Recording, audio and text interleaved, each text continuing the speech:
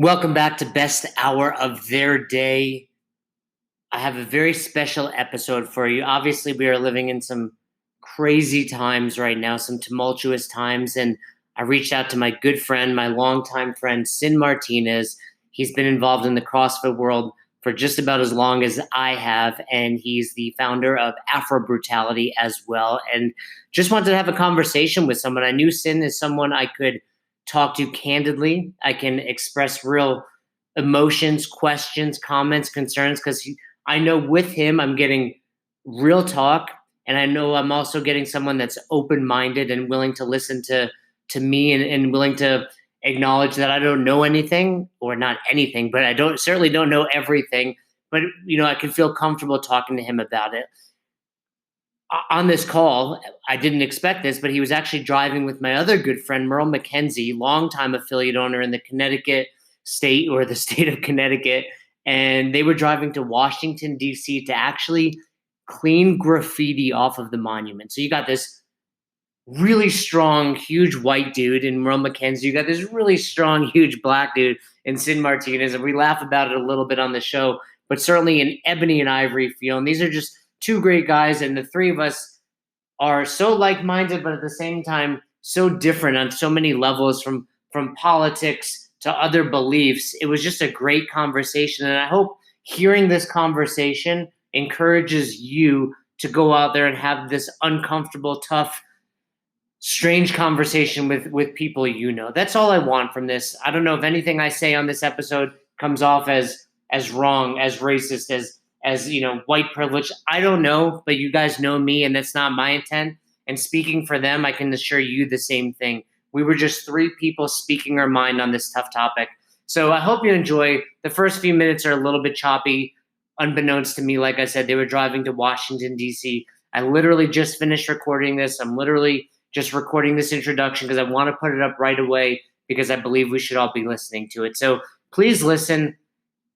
And then please give me some feedback. I want to hear from you guys on this. Fern and I ask for feedback all the time, but this is some real life shit. Coaching human movement is fun. It's rewarding. It is changing the world. We're making the world a better, more healthy place, but this is reality. So I want to hear from you. Positive, negative, let me know. Best Hour of Their Day at Gmail, Instagram at Best Hour of Their Day. You can hit me up on my personal Instagram at the Jason Ackerman. And then, of course, go support these guys. Support Sin. You can find him online. He's got a bunch of different social media handles, but of course, his own personal one. And then, of course, Afro Brutality. And check out Merle as well. Don't shoot him any hate. Merle's a good guy. Merle Mckenzie. You can find him online as well. So I really hope you enjoyed. This is very special for me. I never dreamed when we launched the Best Hour of Their Day podcast to teach people how to coach better that we'd get involved in some of these more important conversations. So thanks for listening. All right, what a special episode we have for you. Originally, it was just going to be my friend Sin Martinez. Little did I know he's driving to Washington, D.C. with OG Merle Mckenzie. So great to chat with you guys. Nice to hear from you too. Yeah. We're here, man. Ebony and ivory. I guess so. I mean, perfect perfect segue into, everything that's going on in the world. Sin, you are someone I look up to, not just as a Black individual, but as an individual. And there's no one that I could think of that was better to talk about what's going on, and especially in the world of CrossFit and fitness and all that good stuff. So that's really what I reached out to you for yesterday. I love that you just said, hey, yeah, let's do it. And now you show up with Merle. You gotta let them know that it's breaking up. Jay, we're breaking up crazy. I'm not sure if you can hear anything I'm saying. I hear you perfectly. Can you hear me? Oh, okay. You got me? It's a little choppy. Let me, I'm going to shut my video off too. Let's see if that helps. How do I sound now? Sound great. All right. Well, whether or not you heard the beginning of that, I'm glad to talk to you guys. So, Sin, can you just tell me what, from your perspective, is going on in the world? That's a hell of a question. Well, we gotta start somewhere. Well, okay, let me give you. Go I ahead. would say a man has died. It's unfortunate. No one wants to see this happen. No one wants to see police officers a part of it. No one wants to see a man cry out for his mama before he dies. No one wants to deal with that type of pain, man. No one wants to deal with that type of anguish. Everyone's confused. Everyone's emotional. For millions of people, it's the first time they've ever seen this. It's the first time they've ever had to connect to it because we're all quarantined for the most part. We're watching Instagram for our news and everything else, and every outlet you can think of, every celebrity, companies, they're all talking about it. So everyone is focused on one thing at the same time. That a man has died. Obviously, this is a tragedy. Is this being escalated, not escalated, but is this being just reported on so tremendously because of what the world has gone through for the last 3 months? Is that kind of pushing this even more so to the forefront? I would agree.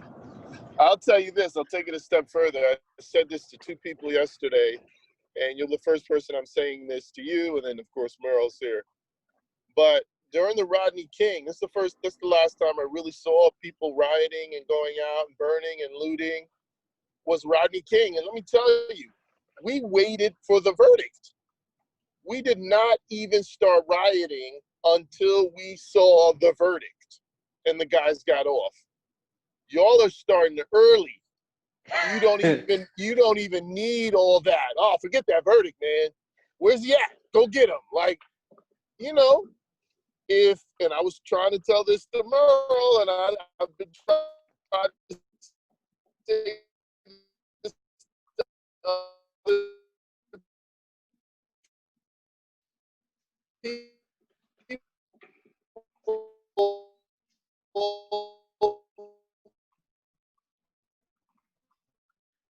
y'all watch these guys get off, man, with us guys. Hey, wait, go back about 10. Home for 3 months. They haven't got much that comes up that looks like a tragedy because they have to read it in so many different ways. What's that? I was going to say, go back about 10 seconds. You got a little bit choppy. You were talking about the verdicts, and then what were you about to say? So I was talking about the verdicts, and I don't know if you heard this. I said if this goes the wrong way, and those guys get off in any way, or it's not satisfied by the society standards, man, you're going to have to take that pill too, because we did. But yes, I think because people are at home, they're a little bit more targeted with this. I mean, we'll get to the verdict because I mean, I think it has to be at this point a foregone conclusion, right? Like what you're saying is we're rioting, and when you say we, who are you referring to when you say we? I'm just saying, us as a nation, whether it's a setup or it's kids out there, whatever it is, we're all pretty much like in this together, because it looks like the righteous ones are protesting during the day, and then everyone else is coming out at night with the dumb shit. Yeah, I mean, for the record, I see just as many white people, if not more, looting, like going into REI in California, like as black people. So I don't think looting is being separated by race at all. But is what you're saying, if looting is happening now, if the verdict doesn't come back as guilty, what will happen to this world? I don't know, dude. Gas on the fire. What'd you say, Merle? On fire. I said that would be pouring gas on the fire. I mean, what's your, both of Merle and correct me if I'm wrong, but you're a pretty staunch conservative guy, right, Merle? Yeah, I'm a pretty conservative guy. So where do you guys stand on the 4 officers that have been arrested? Well, Sid and I have been having a long conversation about this, and I don't know that I feel qualified to voice an opinion on any of this, but to the degree that I have an opinion, I'll share it. It seems to me that obviously 4 officers abused their power and a man was killed because of it. A black man was killed because of it. It also seems to me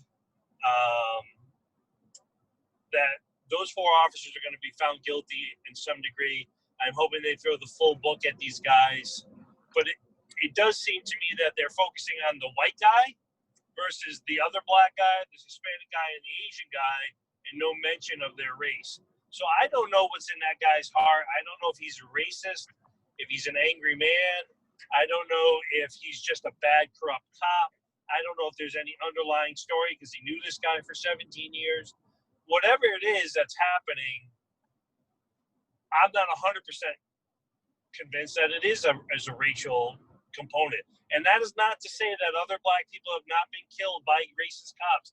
I understand that that's out there in this world, but I don't know that that exists in this exact case. I will say that because of the whole scenario, the world is aflame right now, and people who deserve to have their voices heard about the entire conversation are being manipulated, and they're losing their voice to anarchists like Antifa and also white supremacists that seem to be trying to stoke the fires that create the looting versus allowing people to just have their chance to have their voices heard about a legitimate concern.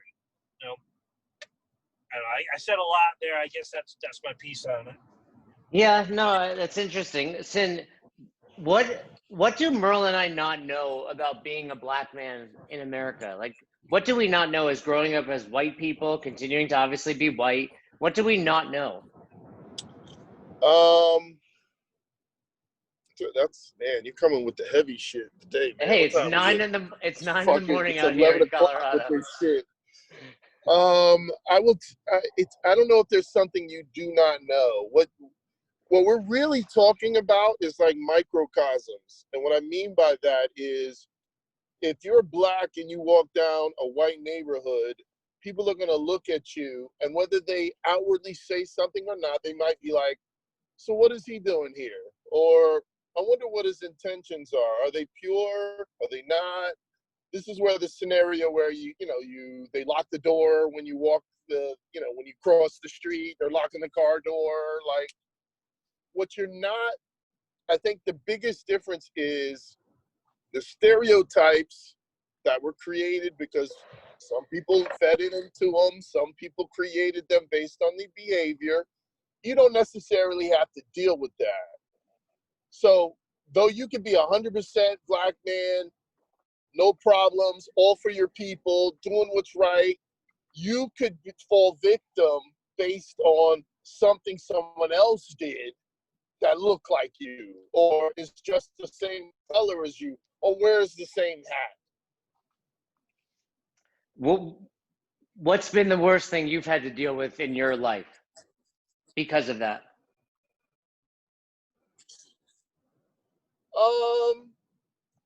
I mean, I'm sure I've lost jobs or didn't get jobs, or I don't know, the worst thing. I don't know, man. At 8 years old, coming home and his mother calls you a nigga, you're coming to your friend's house to play and the mother says, who brought this nigga here? I mean, that leaves an impression pretty early. I don't know if that's the worst, but Well, it's pretty bad for an 8-year-old to have to deal with. It's a mess. It'll leave a mark. It'll stain you a little bit. Walking down the street, we had just moved to Sudbury, Massachusetts, which is an affluent suburb of Boston. First fucking day, man, I'm walking down to the town center, right? Get out our town, nigga, as they're driving by. I mean, it's disgusting, right? But yeah, I'll tell you what, man, there's such a miseducation because we can't have open dialogue with one another.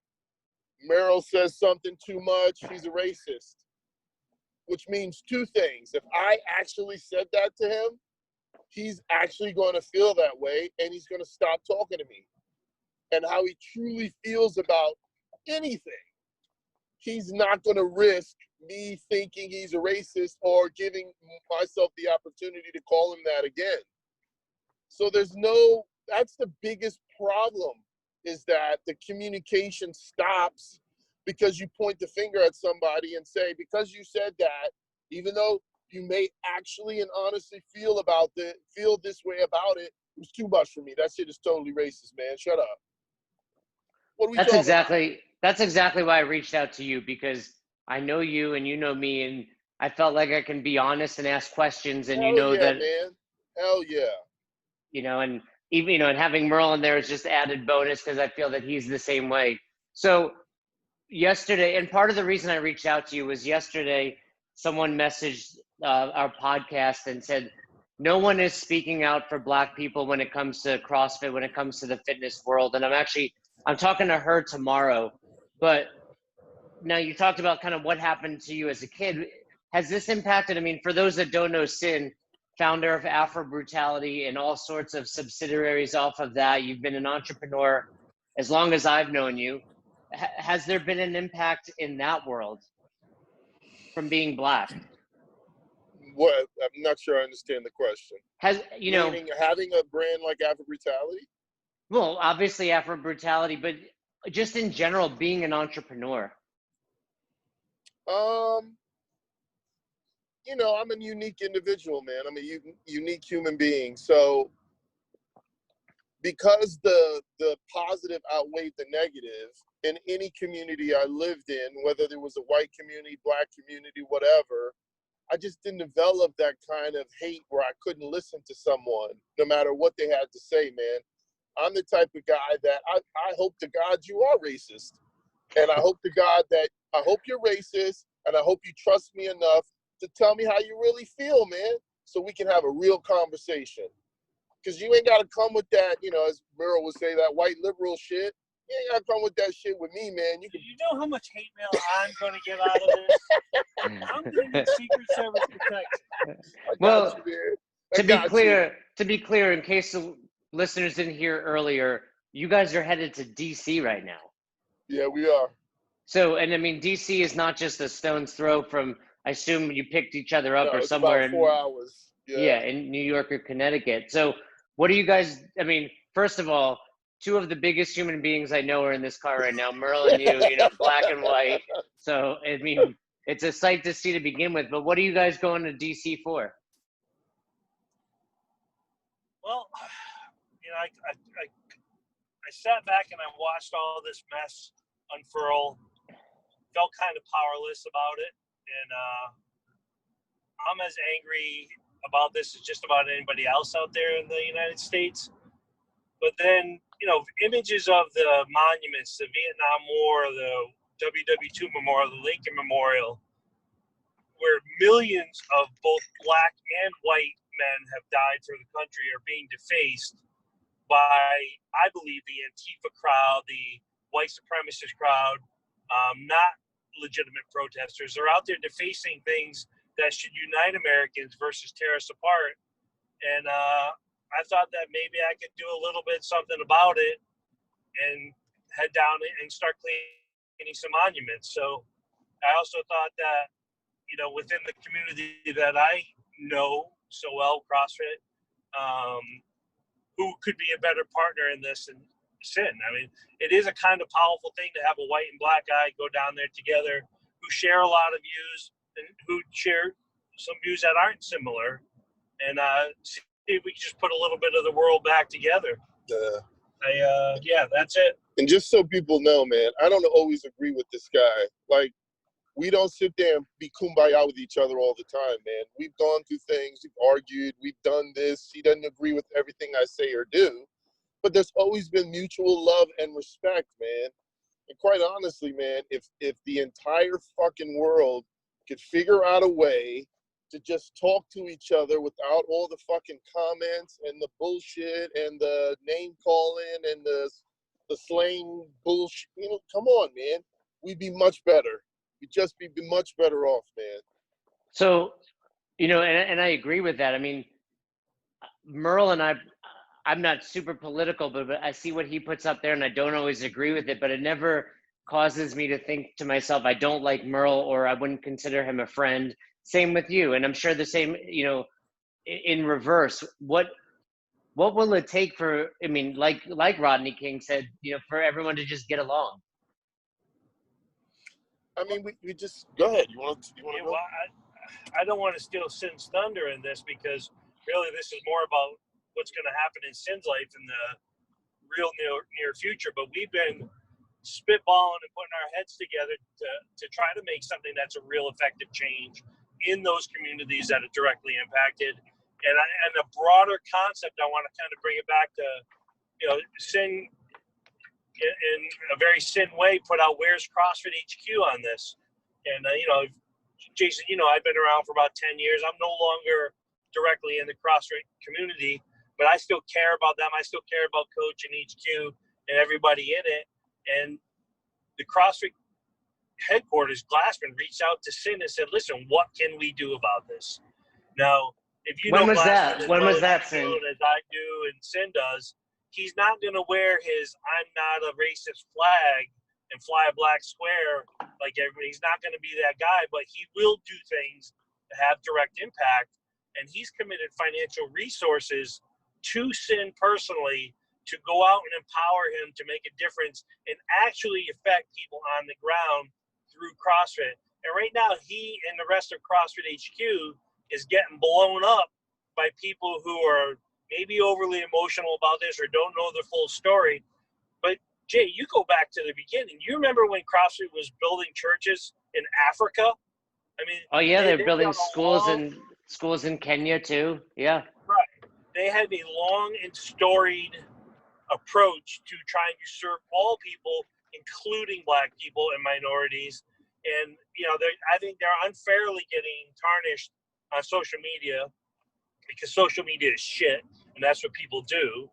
But to CrossFit's credit and to Sin's credit, they're working together now to actually make a real change for people.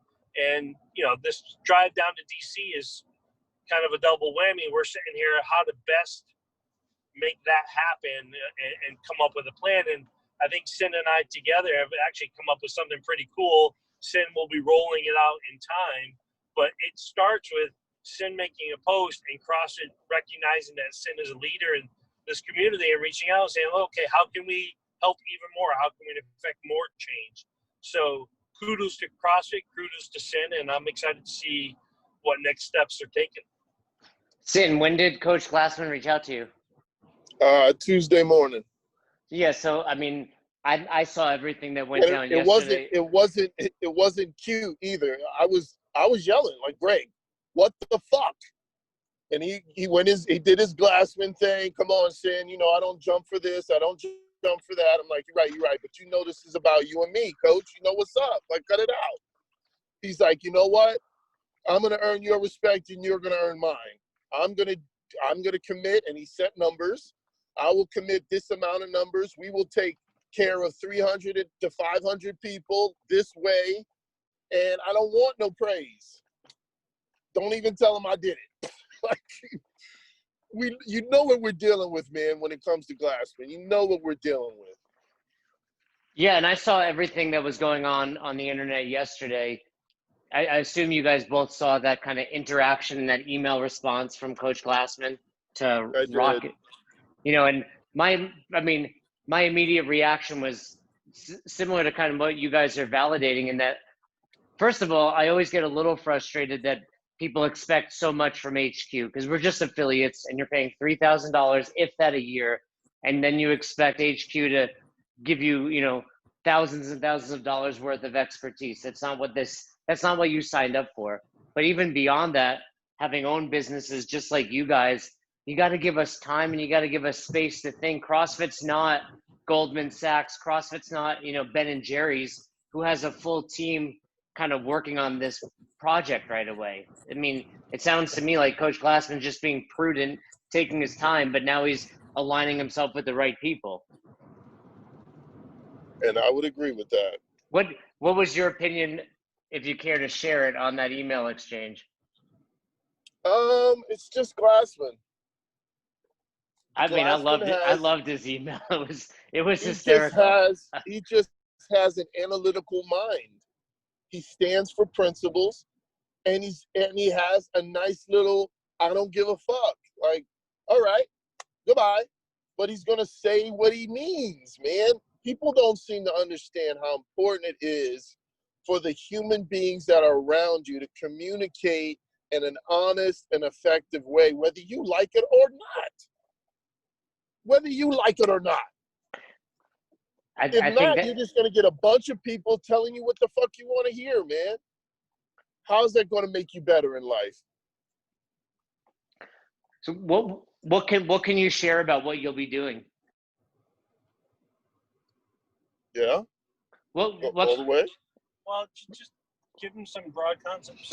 Well, we're going to make sure that all the affiliates are involved in some way. We're also going to make it where it's not a handout. We're going to make it where it'll be either discounted memberships per affiliate, scholarship program per affiliate, so that they can honestly do it their way, but also move the needle a little bit in those affiliates that are near Black and brown or inner city communities.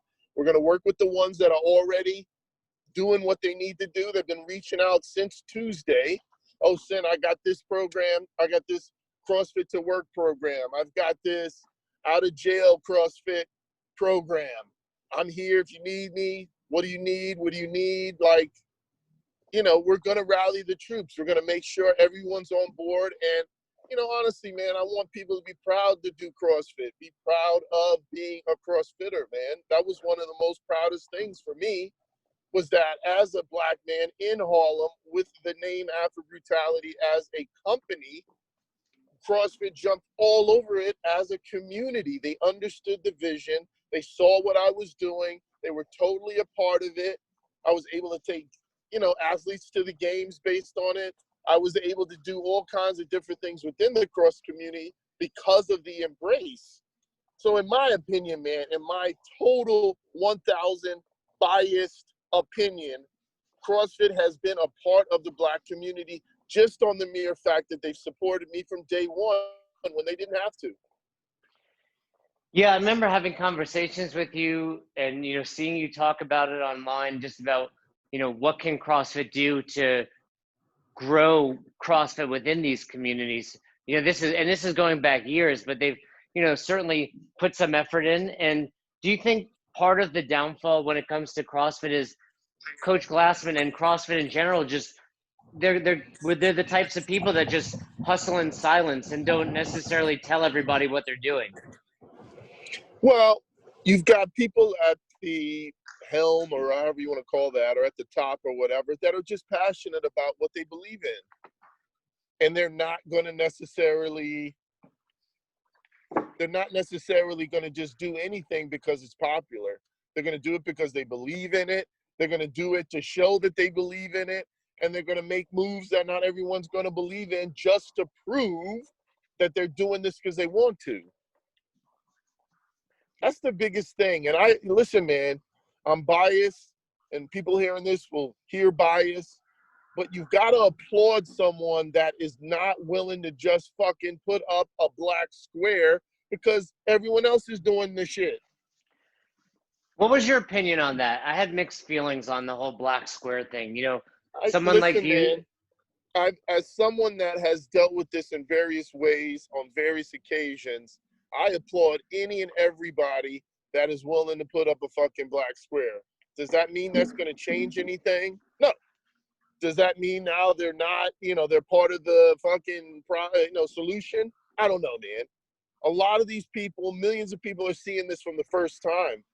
And it's just touching them in such a severe way that they're willing to risk their reputation or anything just to say I'm down.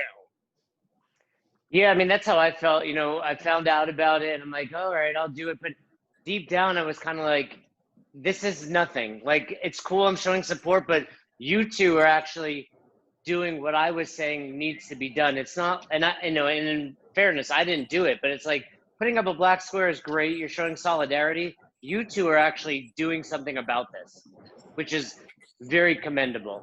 And that's how I feel. Like, I know Merle for too long, man. And when he said, let's go clean this, I knew not only were we going to do something good that's going to make us both feel better, but we're going to talk about how to make this into an actual movement that we both can be proud of. Are you guys like traveling with Windex and paper towels right now? What's going on? How are you guys Pretty cleaning? much. He bought all the the anti-graffiti stuff and the graffiti removal stuff from Home Depot yesterday. Merle, what does your wife think about this? She's not really happy with me right now. Is she with you? What's that? She's not in there with you too, is she? No, not. I think we're going to be fine. I don't really live my life with fear. I'm hoping that when we get there, actually, that there's nothing to clean, that somebody else already did it. But if to the degree that there is something to clean and that somebody will allow me to to play a little role and feel like I'm part of the American fabric, like, great, I want to be a part of that. My wife, I wouldn't drag into this. I'm just asking for her support.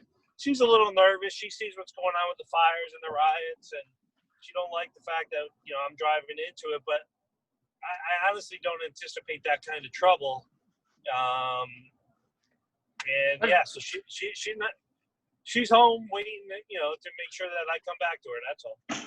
Right, but for the record, people that aren't in DC, my sister lives in DC. Like, you are basically driving into the unknown and unknowable, right? Like it could be fine, it could be peaceful, but at the same time, you could be driving into, riots yourself. I mean, you're putting yourself at risk. I guess that could happen. That could happen. I mean, I think he got some black up. We got some black up, man. Relax. What's Afro Brutality doing? What are you gonna do soon? Is there gonna be a line of shirts, something going on that people can support you and business, and then of course just the whole solidarity behind this? Yeah, we got to show the marriage between Afro Brutality Sports and CrossFit. Like, we've got to show that we're working together on this. I did all I can to let Coach do it his way, and now I've got to jump in, and I've got to make this clear, because I'm getting calls and emails and text messages about what's he doing, what's he thinking, what are y'all really doing, that sort of thing, and I've got to put something out there to put some people at ease. Will there be a shirt that people can go on and support and buy from you? People are listening. Merle just told me I forgot something. Yeah, we came up with a concept for a shirt that I think is going to be a pretty powerful visual that kind of connects everything that we're talking about in the Black community and Afro Brutality Sports and CrossFit. And when we return from this trip here, Sin's going to get to work designing the logo that we have kind of come up with. And then he's going to put that shirt out for sale with the profits going to benefit scholarships in the various boxes, so that more people of color can be drawn into the CrossFit community via donations of this. And, speaking in a larger term, we also discussed the need for larger corporate sponsorships to become involved as well. So Nike, if you're listening, Reebok, if you're listening, Noble, if you're listening, Froning Farms, if you're listening, these are all the companies that Sin's going to reach out to also play a role in this and turn something which might have been a drop in the ocean into a tsunami that can really get tens of thousands of people into CrossFit that might not otherwise have had the chance. Yeah, isn't that a little bit of a misconception? And I'm guilty of saying it myself. CrossFit is free, but it's not really. We like to say, hey, CrossFit puts out free workouts every day, but really you need to learn them. You need coaching and you need a community. And our boxes tend to be very expensive. Yeah, I mean, the knowledge is there for free, but without the ability or the depth of understanding to decipher that knowledge, no matter how much video and text you put out there on the net, until you have a coach that knows what they're talking about, explaining how a squat should look, how many people who actually exist in a CrossFit box right now mess up what CrossFit is, and they're already under the guidance of some coaches out there. So to expect people who are lay people who have never been in fitness to go from CrossFit, from the couch to CrossFit or otherwise, and not have somebody to at least give them some basic understanding of what it is, that's a tough road. So yeah, it's not really free, even though the knowledge is there for anybody to use. So to that point, with the money that CrossFit is going to be empowering Sin with, and hopefully sales of the shirt that he's going to put out for everybody to buy, it might be his best-selling shirt ever, by the way. And I'll feel a little bit proud that I had a small piece of influence on that shirt. Cut it out. But if we could truly turn this into something magnificent and get real corporate sponsorship, instead of helping 300 or 500 or one people, it could help tens of thousands of people across the country, if not more. And so that would be the big goal. That's the big hairy goal, right? To get those big fish corporate sponsors to come in so that Sin can make this an effective program and reach as many people as possible. And hopefully through CrossFit, through the discipline, through fitness, make a meaningful impact that kind of leaves a legacy. So, Sin, can you speak on this? CrossFit gets that backlash that, it's mostly white. I mean, you look at the games and it's a lot of white people, and same thing that we were just talking about, where there might be a barrier for Black or any colored people to get involved in CrossFit. But isn't that really the same in many sports? Like, why does CrossFit stand out in this? Because it's, to the average individual, it's easy to do, or easier to do. Is some skill involved, but to the average individual looking on the outside in, it doesn't look like it takes a whole lot of skill to do this or do that. There's some, recognizable equipment in there that your average individual, no matter what gym they go to, has seen. So some get it, some don't. But I think for the most part, again, man, it's like, those that are at the top or those that are, in the hierarchy, they appeal to other people that are just like them. And if it looks like a bunch of people they're all the same, or CrossFit's all the same, that's because the people that they're training or the people where it's at, they're all sort of the same, of the same mentality. So, I mean, this will show a huge difference in what they talk about in terms of CrossFit, in terms of landscape. But I think for the most part, and that's kind of how I got started, it was, hell, let's talk some diversity, man. Let's make sure everybody has a chance to try this out. And that's how I got embraced, because it wasn't like, oh, this guy's just talking crazy to sell T-shirts. No, he's actually doing free workouts in the park in Harlem, doing workouts with kids in the South Bronx. Like, that was really happening. And that's actually what people started to see at the end of the day. So for me, getting resources and stuff like that, and being able to actually put that I had thought about, man, over 10, 11 years ago to work it's just an incredible opportunity. It's just unfortunately that, it came across based on this. And I'll tell you this, man, I've thought about this so much, man, so much. Man, where the hell did, Greg and I, if you want to call that, where did we go wrong, man? Why didn't we start this in 2009? Like, what the hell did we do wrong? And you know what, man? I came up with Rob Wolf. I came up with Greg Everett. Rob Wolf did the Paleo. Greg Everett did Catalyst. K-Star with Mobility Wad and all these things. I watched these guys create these brands and these empires, with a little bit of CrossFit help, man. Not, of course, CrossFit took them in just the way they did me, but what made the difference? Why weren't we able to, see it through? And quite honestly, man, I've been on a mission to create my own thing for CrossFit to recognize and say, damn, Sin, you're really doing it, man. We're about to come right behind you and take care of you. And that's how I feel. I feel like you can take a look at what I've done even over the last 10 years, and I think you can feel a sense of, okay, this guy's been about this the entire time. Of course, he did it his way because, does he need a little bit more resources? Let's give it to him, man. He's already proven he's not going to be retarded with it. He's already proven that he's going to do the right things with it. He's already proven that this has been his dream for 11 years, man. Let's go ahead and do that for him. Yeah, Merle and Sin, you guys remember back in the Albany CrossFit parking lots, it was all white people except for who you showed up with, man. and Steve Liberati from Steve's Club.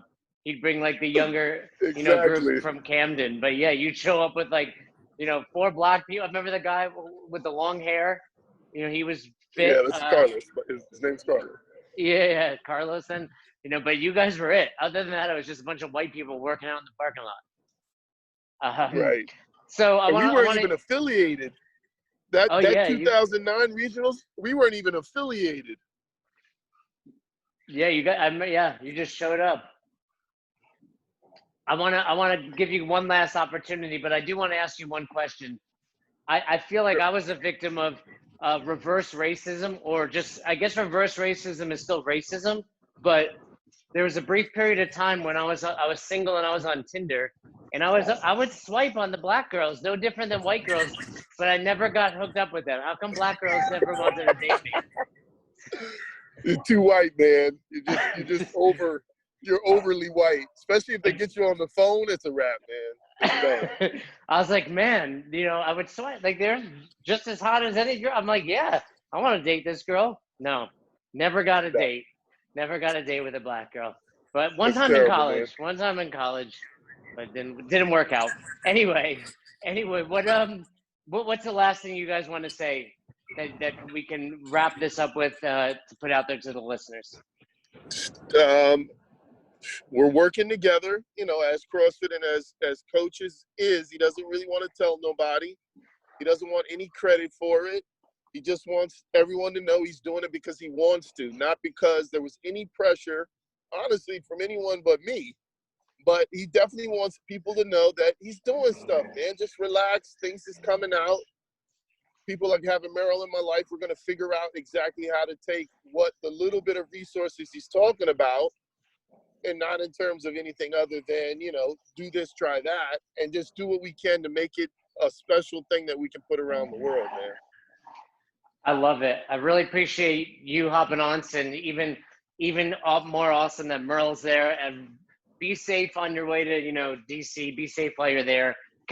What's an acceptable name? I typically like to give the episode, I'd say, hey, this is Sin Martinez, and I was thinking of calling it like Black Lives Matter. Is that acceptable these days? What can I call it? That is disgusting. No good? No good. I thought that's the hashtag everyone's using. What's the title, Merle? What'd you say? Not black, not white, America. All right. You got it. Well, I appreciate you guys. Thanks for coming on and talking about this. I think this is really important. And like you said way back in the beginning, people are just unwilling to talk about it. And if people had an open mind. Yeah, man.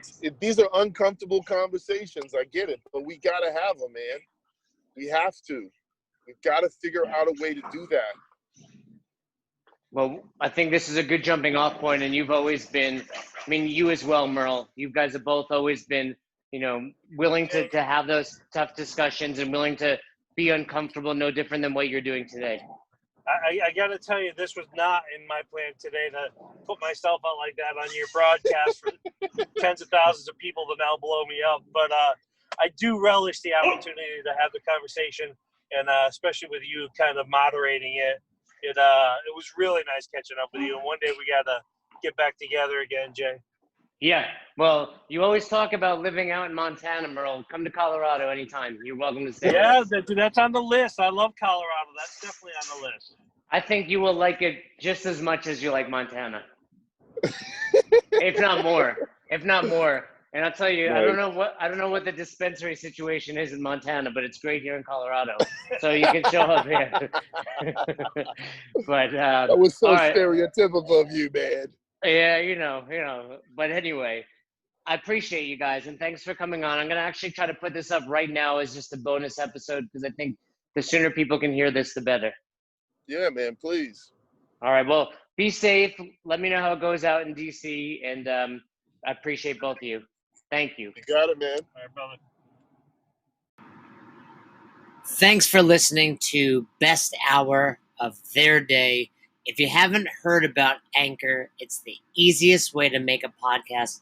Let me explain. First of all, it's free. How cool is that? There's a creation tool that allows you to record and edit your podcast right from your phone or computer, so it becomes super simple. Some of these episodes with Fern or Todd or myself chatting with one another, we've done right within the app itself. Anchor will make it easy to distribute your podcast to all platforms, Spotify, Apple, and many more.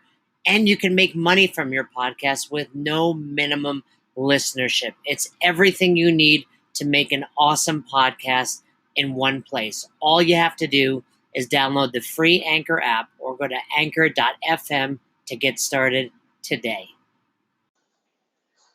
Come on, who doesn't have Spotify at this point? And if you were unaware, Spotify now is offering podcasts. That's right. On Spotify, you can listen to all your favorite artists, but also podcasts in one place for free. Spotify has a huge catalog of podcasts on every topic, including the one you're listening to right now, Best Hour of Their Day. On Spotify, you can follow your favorite podcasts so you never miss an episode. Premium users can even download episodes to listen to offline wherever you are, something I always do before I hop on a plane. And you can even easily share what you're listening to with your friends on Instagram and other social media platforms. Here's the deal. If you haven't done so already, be sure to download the Spotify app, search for Best Hour of Their Day on Spotify, or browse some other podcasts if you want. You can find them in your library tab. And also make sure to follow me so you never miss an episode of Best Hour of Their Day. Thanks again for listening to Best Hour of Their Day. If you haven't already, do us a favor, head over to the Apple Podcast app and leave us a review. We'd love to hear from you. If you have any questions, comments, concerns, feedback for either Fern or myself, hit us up, besthouroftheirday@gmail.com, or send us a DM over on Instagram at Best Hour of Their Day. Once again, we couldn't do this without the amazing community, and you are a part of it. Thanks for listening. Thanks for supporting Best Hour of Their Day.